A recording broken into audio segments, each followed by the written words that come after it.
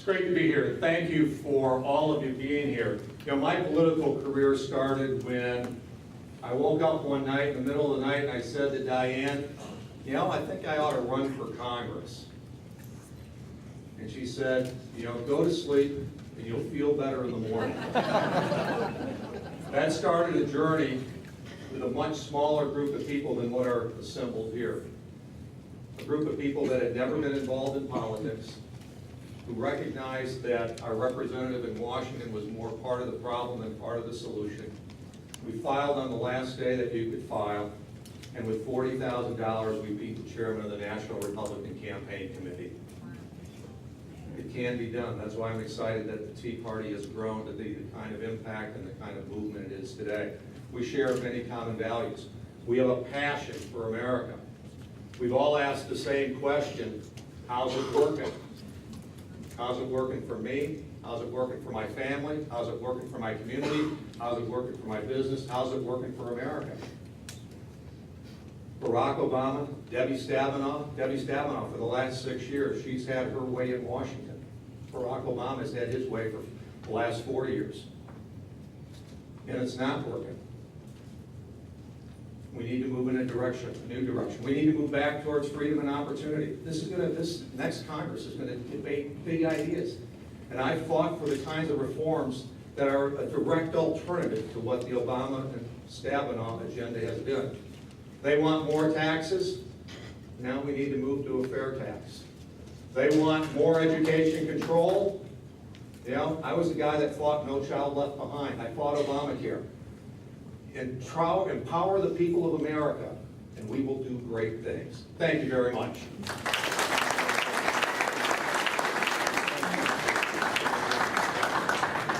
Mr. Kanachi, question number 1. Why do you desire to run for U.S. Senate?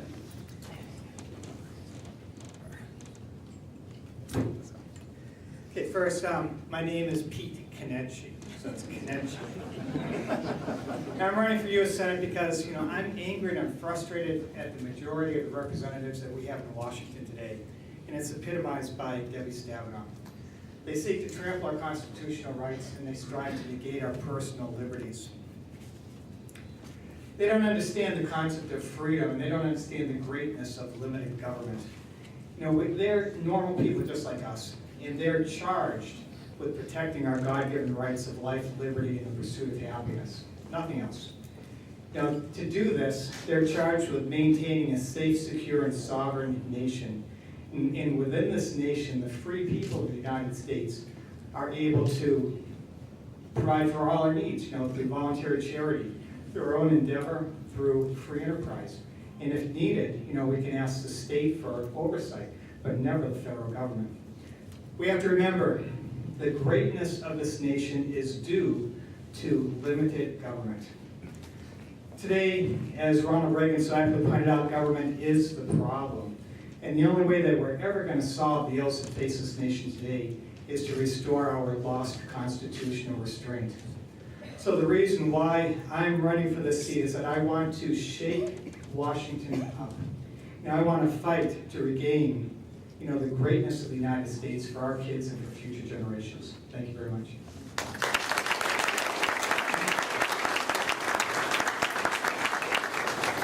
The next several questions will be asked in a random order. Mr. Heckman, question number 2. What are your top 3 agenda items as a U.S. Senator? Thank you. My top 3 agenda items. Number 1, we need to get our economy going again.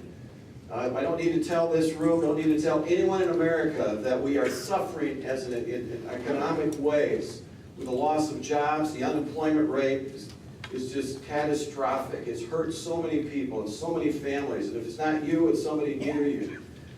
So that's the beginning thing. We've got to do that in a number of ways, certainly, and we'll be talking about some of these in the time we have, but certainly the regulatory climate in our country is a killer. I've talked to many job providers, and they say that so many of the regulations they have to face, and I could describe it, it's like taking a gun and shooting yourself in both feet and trying to run a marathon. If you wanted to find a way to kill an economy, it'd be hard to do it better than we've managed to do. We talk jobs in Washington, but it's such an anti-business climate. The biggest issue that's facing us, that's looming us, the house that's on fire though, is the debt that we have. The debt that we all know is approaching $15 trillion. It grows by $4 billion every day. And 42 cents of every dollar the federal government spends is borrowed. There's an end to that, and it's a bad end if we don't quickly turn that around. The other thing is defense. We must have a strong defense. I'm a Navy vet.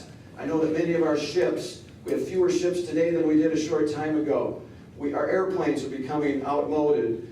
A lot of hours are put on those aircraft. We need to replace those. We have to keep a strong defense. That is one thing that I think we can all agree on we need in this country, is a strong defense with the threats we have overseas.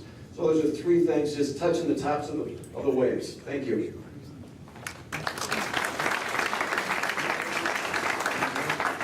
Mr. Hoekstra, question number 2. What are your top 3 agenda items as a U.S. Senator?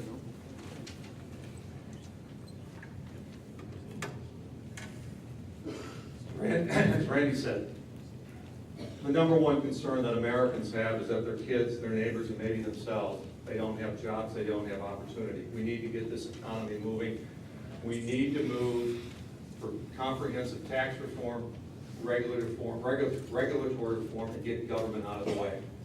The second thing that we need to do is we need to take a real look at federalism and clearly delineate what is the role of the federal government and what is the role of the state government. It is time for the federal government to stop taking a role in educating our kids. I'm sorry, that is a parental role, that is a community role, that is a state role. It is not the role of the federal government. It is time for federal gas tax dollars that are collected in the state to stay in the state in which they are collected. Having federal representatives vote on highways, projects in states where they don't live makes no sense, and having that bureaucracy in Washington makes no sense. Leave the dollars in the state. Let our governor and our legislature decide where and how they are going to spend those dollars. Medicaid, that it can be a state function, and it should be a state function. So the whole concept of federalism. The third thing is we need a strong national security. How's the Arab Spring working? Regardless of whatever our Director of National Security, Director of National Intelligence says, the Muslim Brotherhood is not a secular organization. Excuse me, the word Muslim Brotherhood ought to be the first clue. And then the fourth thing, this list has to be a lot longer, but the fourth thing is the judicial. We have to rein in judicial activism, interpretation of international courts, U.S. laws for U.S. courts. Thank you. Amen.